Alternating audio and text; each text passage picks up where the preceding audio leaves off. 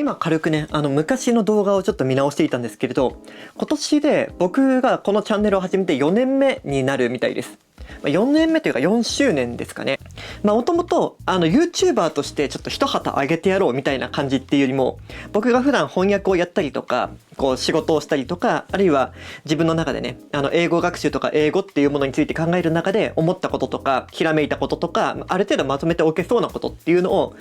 発表する場として、YouTube のチャンネルっていうのを作ってみたっていうのがあって、その意味ではあんまりこう積極的にYouTube の活動をめっちゃやってますみたいな感じではないんですけれど、それでも多くの方にね見つけてもらって、でいろんな方に参考になりましたとか良かったですとか言ってもらえるようになりました。本当にありがとうございます。そういうような活動をね細々とでもやっていると、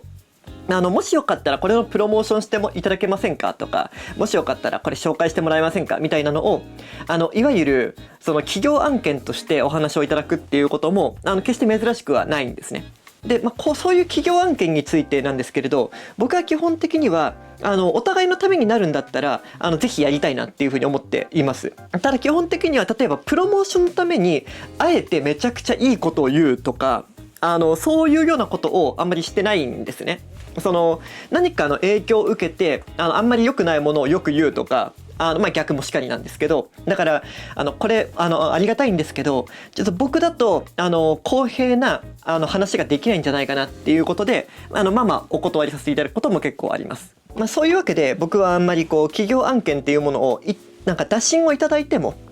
実際にできるっていうことがあんまりなかったんですけれど、そうして企業案件の打診をくださったブランドの中に italki っていうオンラインでの英会話プラットフォームがあります。簡単に言うと、その italki 実際に使ってみてよかったらそれを紹介するみたいな動画作ってもらえませんかっていうふうに最初に僕言っていただいたんですね。で僕最初断ったんですよ。なんでかっていうと、英会話のプラットフォームっていうのは僕が今使ってみてどうかっていうのは、初めて英会話を使うような人たちと同じ視点ではちょっとレビューできないからだと。なのでその初心者と全く同じ目線でここのプラットフォームはこういうところがいいですよっていうのをあんまり言う自信がないから、今回はちょっとお断りさせてもらえませんかっていうふうに言ったんですよね。という話をしたらそれはおっしゃる通りですねっていうふうに言ってもらったんですよ。それはおっしゃる通りですね。でももしよかったらぜひ何かの形で取り上げていただけないでしょうかっていうふうに言っていただいて、でそこまで言っていただけるんだったら何かいい形で動画化できるような流れってないかなと思って、そこでちょっと提案させていただいたのが、実際に italki で講師をやっている方にインタビューする形で英会話、オンライン英会話をする時のなんか諸注意みたいなのをそのチューターの立場から、英会話を教える立場のネイティブの先生から聞けないかなって思ったんですよね。そうすれば英会話の様子っていうのも見てもらえるし、英会話をする時にどういうことを念頭に置くべきかみたいなことをインタビューという形でまとめることができるので、僕のレベルと関係なく多くの人に役立つ内容の動画にできるんじゃないかなと思って。というわけで割と当初と全然違う内容の、堂本がオンライン英会話の italki を使ってどういう風に感じたかっていうのとは全く違う内容になってしまうけれども、それでもよかったらやらせてくださいって言って、分かりました、ぜひそれでお願いしますって言っていただいたんですよ。そんな感じで結構誠実な対応をねしていただいたので、僕もじゃあぜひ頑張ってやろうということで、今回 italki で実際に英語を教えている、プロの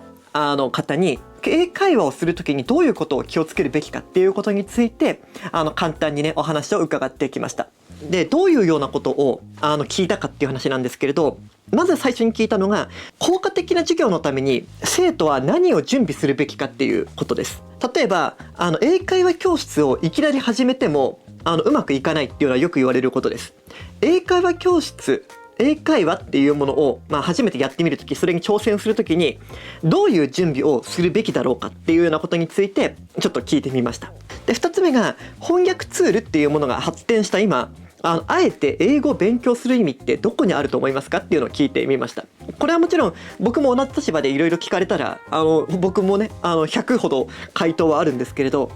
実際に英語を教えるネイティブの立場からするとそこはどういうふうに感じてるのかっていうことです。で最後に、英会話をするのに最適なタイミングってありますかっていうのを聞いてみました。というのは、例えば本当に英語をやろうって思ったその日に英会話をやっていいのか、それともある程度英語の文法とか語彙とかっていうのを勉強してからそれを試すために英会話をやった方がいいのかっていうことについて聞いてみました。もちろん今回の回答っていうのが全部の相違っていうわけではもちろん決してないんですけれど、でも実際に英語を教える立場のネイティブがどう感じているかっていうことを聞けたのはすごくね価値のあることだったし、僕も勉強になったところです。もしよかったらね楽しんでいただければなと思います。And thank you so much. I cannot thank you enough. You're welcome. You're welcome. I'm happy to do it. So the first question is, so what should students do or prepare in advance on the online conversation practice? Do you mean before the very first lesson with a tutor, or do you mean before each lesson throughout a course? Let's say before the lesson, the first lesson. I don't think there's much that students need to prepare before the very first lesson, because at that time, the tutor needs to learn a little bit more about the student before the teacher can really prepare something, for moving ahead. But I will say, all of us, and I include myself as a language learner myself. I've studied many languages over the years. I think it's very important as learners that we have a very clear idea of what we want to learn, like and what are our weaknesses. And so for some of us, it could be pronunciation. For some of us, it could be grammar. Whenever I meet new students, one of the first things I try to do is really ask students to focus a lot of their energy on what are their goals and what do they want to learn, because at the beginning I meet many students who say I want to improve my English. That is very difficult for a tutor to focus and to say, okay, well, if you want to improve your English, that's a very big goal. And what we need to do is narrow that down to something more clearly. So, for example, on the other hand, I have some students that they will say, I don't understand conditionals. And they understand that conditionals are a big part of grammar. And so for that's easy. So, okay, great. If you know that conditionals are difficult, let's practice conditionals. Let's focus on conditionals. So I think for all of us, if I were to begin learning Japanese, or if I start learning Portuguese, any other language, I would ask myself, what are my detailed goals and what do I want to learn? So I think that would be my first advice, would be that before the first lesson, spend some time alone to brainstorm some ideas and what are your specific goals. It's possible that we still cannot establish those specific goals, maybe, but that's okay. I think after a few lessons, after 2 lessons, after 3 lessons, the tutor should be able then to recommend and to say, oh, I notice you make some mistakes here. I notice this is a weakness. So moving forward, my recommendation is that you should set these as your goals. So I think that's the benefit of working with a tutor, for example. How about before each of lessons, what should we prepare for each lesson in advance? So before each lesson, I think it's good as a student, as a learner, that we should spend a little bit of time to think about what we did from the previous lesson, like either the topic or maybe some vocabulary. So sometimes I recommend to students to do this before like actually before the lesson, literally before the lesson, 10 minutes before the lesson, 15 minutes before the lesson, and review either some of the vocabulary to keep it fresh in your mind, so that when the lesson begins, you feel very comfortable and you feel confident that if I ask you some questions about what we did in the previous lesson, that it's there. So I think it's a good idea. Let's see. So now, as we know, the translation tools are so developed and advanced. As a translator, Uh-huh. I feel that the DeepL, ChatGPT, Claude, everything is greatly advanced.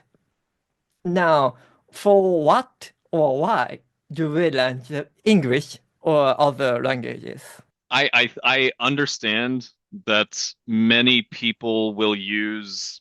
either AI or, even in the past, I've been a teacher for a very long time. I've been teaching for about 17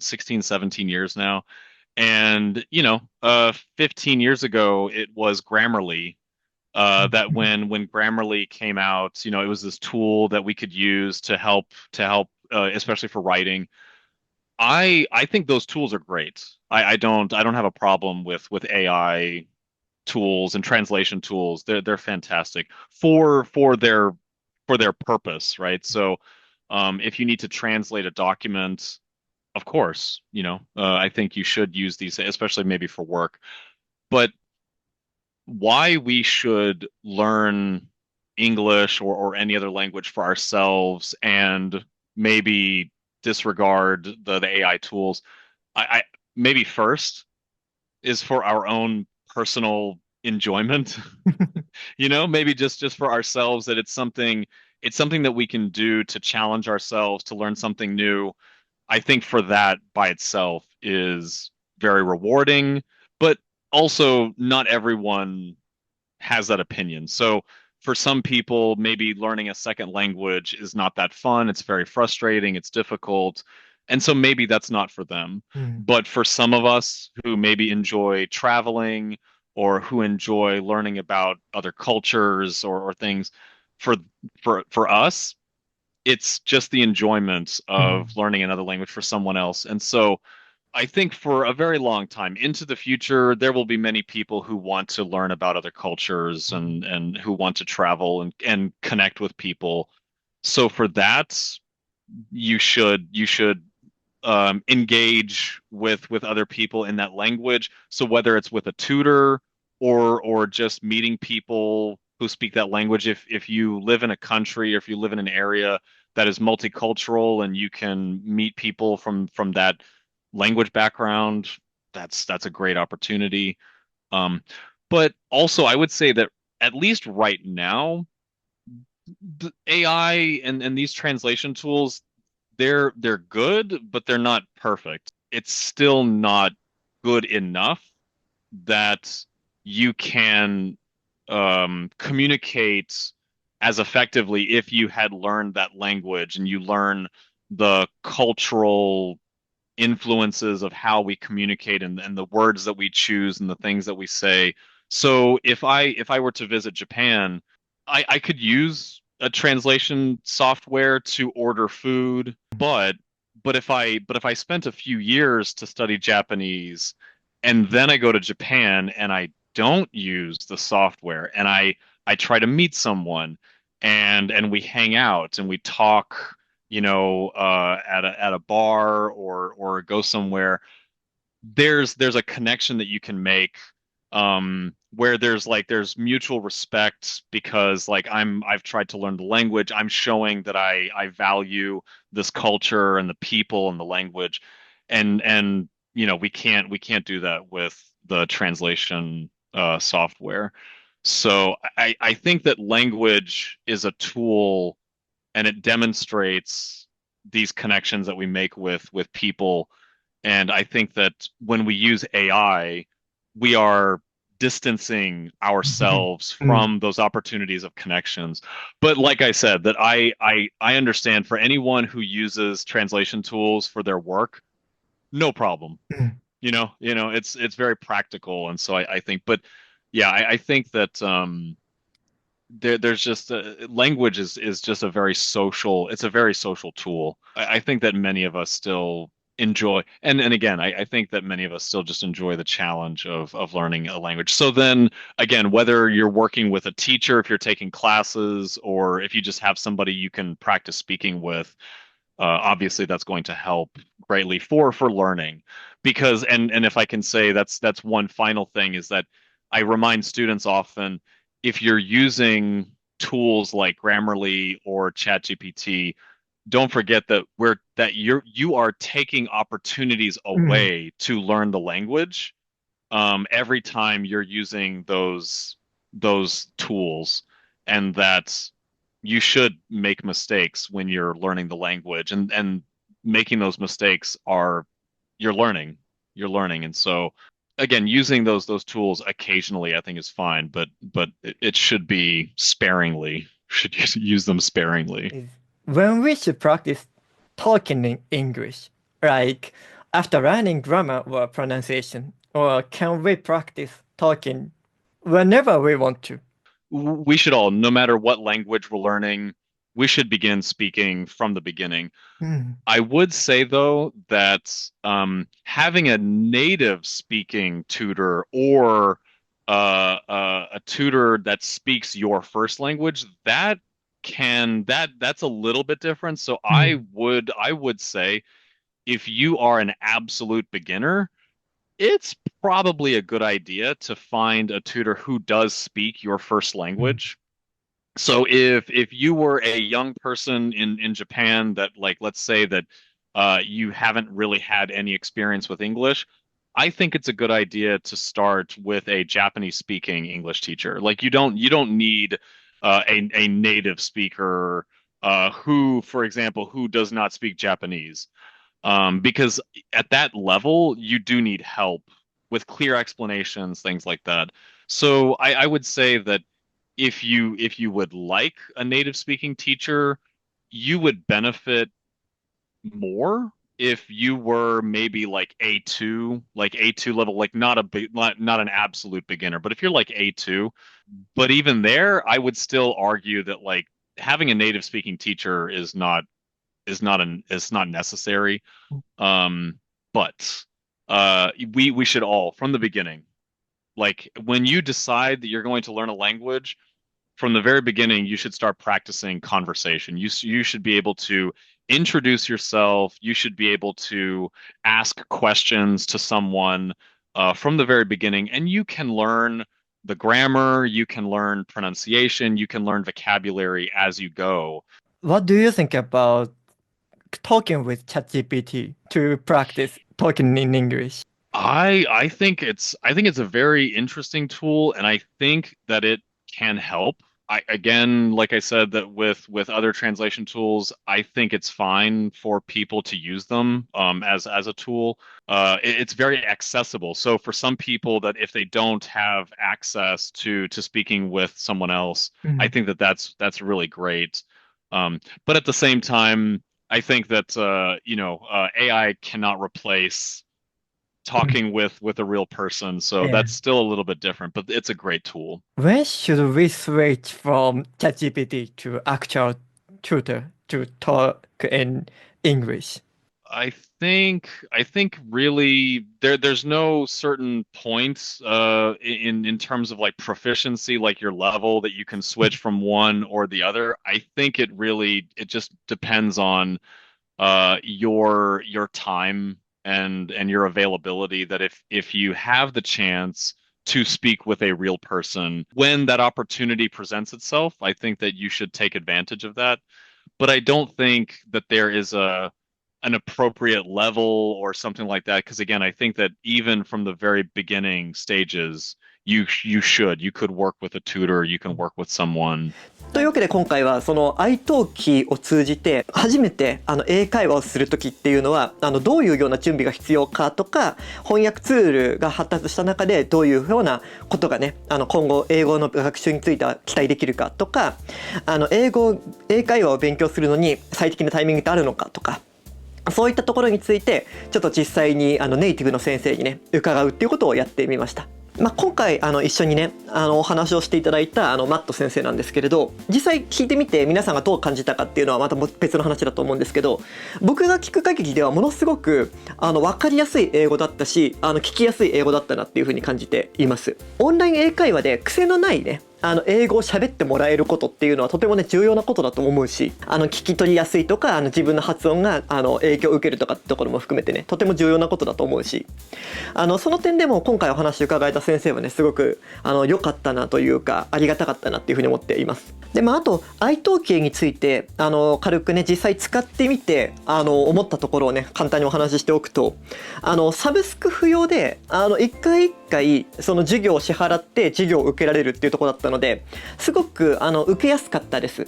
何回分をまとめて買ってその分は受けなきゃいけないみたいなことがないので、なのでいろんな先生に1回ずつとりあえず授業をしてもらうっていうこともできるだろうし、1回だけこれについて聞きたいからちょっとスポットでお話伺いたいなみたいなこともできるので、もちろん継続的にね授業をした方が伸びはもちろんいいと思うんですけど、でもその辺の縛りがないのですごく受けやすいっていうのがありました。結構サブスクになっているとか何回分を最初にまとめて払わないといけないとかっていうのがオンライン英会話だとよくあるので、無駄なく授業を受けられるのはすごい良かったなと思いますし、実際 UI もね使いやすいなっていうふうに思いました。でこれ見て実際にitalkiやってみようかなっていうふうにもし思う人がいたら今回ねクーポンのコードをいただいたので概要欄に貼っておくので、それを使っていただけると10ドル以上のクレジットを購入すると5ドル割引になるよっていうのがあるので、もしよかったら使ってみてください。